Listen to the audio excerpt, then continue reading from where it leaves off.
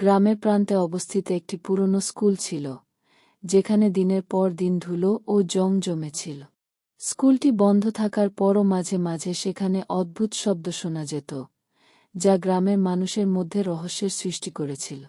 কেউ কেউ বলত, স্কুলের জানালায় রাতে অদ্ভুত ছায়া দেখা যায়, কিন্তু কেউই এর সঠিক ব্যাখ্যা দিতে পারত না। সুমন গ্রামের এক তরুণ সাহসিকতার জন্য পরিচিত ছিল।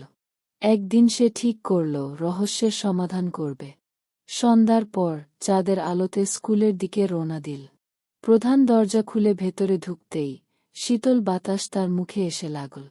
স্কুলের মধ্যে নীরবতা ছিল, পুরনো ডেস্ক ও চেয়ারগুলো মেঝেতে ছড়িয়ে ছিটিয়ে ছিল, যেন অনেক বছর ধরে কেউ আসেনি। হঠাৎ সুমন একটি টেবিলের উপর একটি কলম দেখতে পেল। কলমটি দেখতে অদ্ভুত, শরীরটি কালো হয়ে গেছে এবং কিছু রক্তের দাগ ছিল।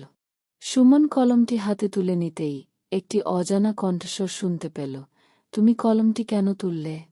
ভয়ে কাঁপতে কাঁপতে সুমন কলমটি টেবিলের উপর রেখে দিতে চাইল, কিন্তু কলমটি নিজে থেকেই তার হাতে ফিরে এলো। তখন সুমন লক্ষ্য করল টেবিলের পাশে একটি পুরনো বই পড়ে আছে। বিটি খুলতেই সেখানে লেখা ছিল, যে কলমটি ধরবে সে তার জীবন দিয়ে এর মূল্য পরিশোধ করবে। সুমন পেছনে ফিরে দেখল একটি কালো ছায়া তার দিকে এগিয়ে আসছে, যার মুখ বিকৃত এবং অনুভূতিহীন। ছায়াটি বলল, এটাই আমার কলম, যে আমাকে একবার ছেড়ে দিয়েছিল, সে আজ ফিরবে আমার কাছে। পরের দিন সকালে গ্রামের মানুষরা স্কুলে গিয়ে দেখে সুমন আর সেখানে নেই। টেবিলের উপর সেই কলমটি অক্ষত ছিল এবং পাশে একটি পুরনো মলিন বই পড়েছিল। এই ঘটনার পর কেউ আর সেই স্কুলের দিকে পা বাড়ায়নি, কারণ তারা জানত, যারা ওই কলমে হাত দেয় তাদের আর ফিরে আসার সুযোগ থাকে না।